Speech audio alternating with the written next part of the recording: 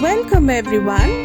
Hello everyone, I'm back again with some amazing pork curry recipe. Today I'll be sharing pork curry with potato. For cooking the pork curry, I have taken a karai and in it I have added 3 tablespoons of mustard oil. Now I'll simply let the oil heat. Next, in the oil, I'll be adding 1 bay leaf and onion and garlic paste.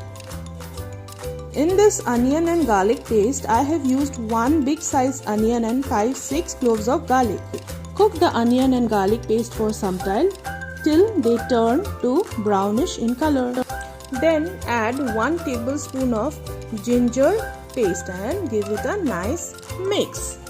The next is we are going to add salt according to the taste and 1 tablespoon of turmeric powder, and again I'll just give it a nice mix.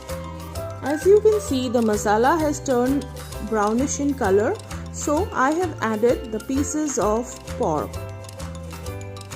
Now I'll simply give it a nice mix and let it fry. And then I will be adding 2 big potatoes sliced into cubes.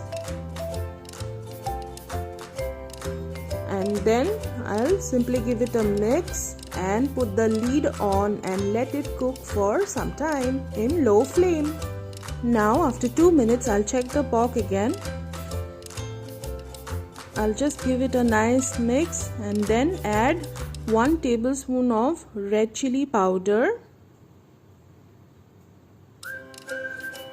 then 1 tablespoon of zira powder,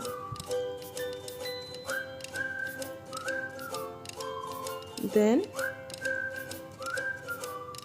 little bit of dhania powder, like half tablespoon of dhania powder. Then give it a mix. Then I'll be adding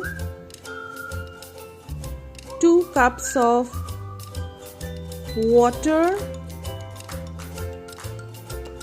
and I'll simply put the lid on and let it cook till our pork becomes soft and tender.